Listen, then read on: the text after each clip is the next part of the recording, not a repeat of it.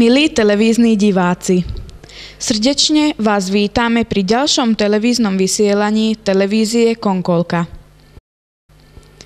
Každý rok si pre deti z ročníkov 1-4 až 5-9 pani učiteľky pripravia noc s Andersenom.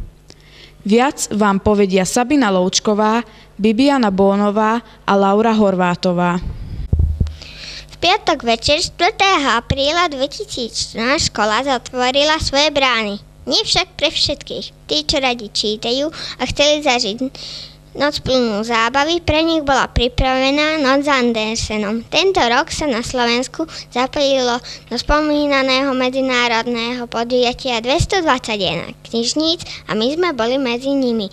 Zapojilo sa 34 detí z našej školy z ročníkov 1 až 6. Večer sa začal divadielkom o červenej čiapočke, ktorú nacvičujú deti z dramatického krúžku. Noc pokračovala v knižnici krátkou prezentáciou o Hansovi Christianovi Andersenovi. Starší žiaci čítali z jeho rozprávok. Nasledovalo rolové čítanie príbehu o psíčkovi a mačičke, ktoré nás pobavilo.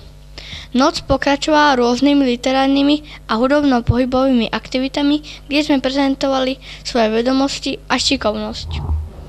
Po zatmení v areáli školy naši odvážlivci podstúpili cestu odvahy medzi strašidlami, ktorú úspešne zvládli. Podujatie bolo zakončené Lampionovým sprievodom a púšťaním balónov šťastia na námestí. Bol to pre nás nezabudnutelný zážitok. Ďakujeme všetkým, ktorí pri zrealizovaní podujatia pomohli. Pre televíziu Konkolka Sabina Loučková, Bibiana Bónová, Laura Horvátová. Tento rok sme si takisto pripomenuli Týždeň vody a ukončili sme ho čistením Žitavy. Bola pritom aj Nikol Dostálová. Environmentálnej výchove venujeme náležitú pozornosť nielen počas vyučovania, ale aj rôznymi doplňujúcimi aktivitami. Pri príležitosti Svetového dňa vody 22. marca už tradične organizujeme tzv. Modrý týždeň, počas ktorého sa žiaci zapájajú do rôznych aktivít s tematikou vody. V tomto roku sa uskutočnilo 17. až 22. marca 2014. V pondelok sa všetci žiaci zúčastnili výchovného koncertu pod názvom Komu sa nelení, tomu sa zelení, zameraného na ochranu životného prostredia a špeciálne vody. To znamená víťazstvo, tak Adam, keď zvíťazíš, čo je najzákladnejšou podmienkou života na našej zemi? Presne tak, zadne sa.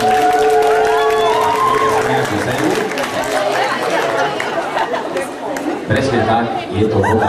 Môžete dať teraz ručičky dolu, lebo zase potom neskôr príde ďalšia otázka, ešte máme dosť cien. Počas veľkých prestávok sme ponúkali čistú vodu všetkým žiakom, zamestnancom či hosťom, ktorí školu v tomto čase navštívili.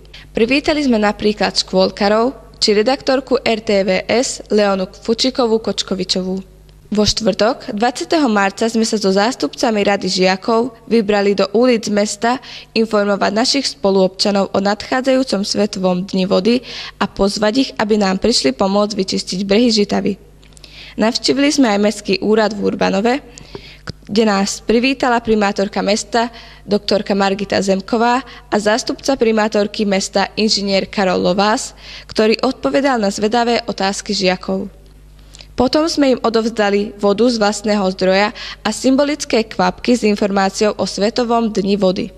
Celotýždňové podujatie vyvrcholilo v sobotu 22. marca 2014, keď sme sa žiaci, učitelia, rodičia, starí rodičia, ba aj zástupca mesta o 10. hodine vybrali spoločne vyčistiť brehy Žitavy. Vybrali sme sa na bicykloch po známej trase a nazbírali sme plné vrecia odpadu. Po dobre vykonanej práci sme si opiekli slaninku či špekáčiky a užili sme si veľa zábavy v indiánskej osade na Bagrovisku. Potom sme sa unavení, ale s pocitom dobre vykonanej práci vrátili domov. Ďakujem všetkým, ktorí naše podujatie podporili. Mestskému úradu v Urbanove, ktoré nám zabezpečili vrecia na odpad, ochranné rukavice a drevo na opekanie. Všetkým žiakom, zamestnancom a tým, ktorí sa aktívne zúčastňovali aktivít počas Modrého týždňa a predovšetkým čisteniu brehu Žitavy. Pre školskú televíziu Nikol Dostálová. Tanečníčky z našej školy boli navštíviť dom dôchodcov. Urobiť im radosť. Dúfajme, že sa im to podarilo. Bližšie vám o tom povie Tereska Korená. V tomto školskom roku sa stalo krásnym zvykom uskutočňovať spoločné stretnutia žiakov našej školy s obyvateľmi zariadenia sociálnych služieb Magnólia v Hurbanove na Športovej ulici. Stretli sme sa s nimi v októbri, mesiaci úcty k starším, v predvianočnom období v decembri. Vždy sme priniesli milý program ako podarčekov, ktoré vyrobili šikovné ruky mojich kamarátov z 1. stupňa. Dňa 26. marca sme priniesli starkým a starenkám jeden netradičný darček. Bol v podobe vystúpenia folklórneho súboru Rosnička pod vedením pani učiteľiek Strachanovej, Vargovej a Hulkovej. Milým vystúpením speváčok a sprievode harmoniky a ľudovým tančekom sme rozihrali tváre a ruky mnohých starších ľudí. Veríme, že sme všetkých potešili a že sa čoskoro pri ďalších príležitostiach stretneme. Pre televíziu Konkolka Tereza Korenná. Naša škola sa podieľa na zbere vrchnákov pre choré dievčatko Lily. Zber pokračuje ďalej. Prosíme vás, pomôžte nám pomáhať. Zber vrchnákov pre Lily. V minulom vysielaní sme vás informovali o zbere vrchnákov pre choré dievčatko Lily. Lily prežíva ťažký život s mozgovou obrnou a s epilepsiou. Pomôcť jej vieme s veľkým množstvom vrchnákov, ktoré zbiera celá škola. Pri vchode do budovy sa nachádza zberné miesto, kde sa zbierajú vrchnáky. S veľkou usilovnosťou a ochotou pomôcť môže Lily a jej rodina dostať auto, ktoré by sa im veľmi zišlo na prevážanie sa do nemocnice. Naši žiaci veria a dúfajú, že zbieraním vrchnákov veľa pomôžu. Pre televíziu Konkolka Nikita Rážová. Okrem zberu vrchnákov sa na našej škole pravidelne zbiera aj starý papier. Pozývame vás na zber papiera 28., 29. a 30. apríla. Pravidelne sa zúčastňujeme divadelných predstavení a rôznych exkurzií. Viac už Vivienka Janová a Sofie Bíleková. Na 3. apríla sme sa žiaci 3. a 4. ročníka zúčastnili celodenného poznávania najstaršieho mesta Slovenska Trnavy. Začalo sa divadelným predstavením Maco Maťo hľadá hniezdo. Všetkých nás potešila rozprávka plná piesní, tanca a vtipu zo života vtáčikov a lesných zvierat. Plný zážitkov sme si vychutnali obed, ktorý nám pribalili mamičky na pešej zóne pri starej radnici. Keďže slniečko nám prialo, vystúpili sme do radničnej veže, odkiaľ sme videli z výšky mesto Trnavu ako na dlani. Objavili sme aj pokoj a krásu v stavbách kostola Jána Krstiteľa a domu svätého Mikuláša. Naše poznávanie sme zakončili hrami na ekoihrisku v parku mesta. Deň sa chýlil ku koncu a my sme sa zdraví, šťastí, ale najmä s krásnymi zážitkami vrátili domov. Pre televíziu Konkolka Vivienka Janová. Deň, keď sú slová zbytočné. Toto bolo heslo tohtoročného dňa narcisov. Prispeli sme aj my. Dominika. Dňa 11. apríla, čiže v piatok, sa tak ako každoročne konal Deň narcisov, organizovaný Ligou proti rakovine.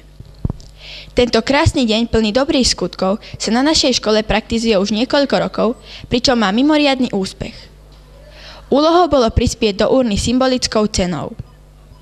Ako znak toho, že sme podporili dobrú vec, každý, kto prispel, dostal malý umelý narcis. Aj tento rok sa akcia náramne vydarila a touto cestou by sme radi poďakovali každému, kto sa pričinil k pomoci pre zlepšenie starostlivosti o onkologicky chorých ľudí. Pre televíziu Konkolka Dominika Tomaščinová. Už sa všetci chystáme na Veľkú noc. 4. B trieda zorganizovala tvorivé dielne. Viac už Peťko Weinrauch. Šiby ryby, masné ryby, kázal otec aj mamička, aby zdala 3 vajíčka.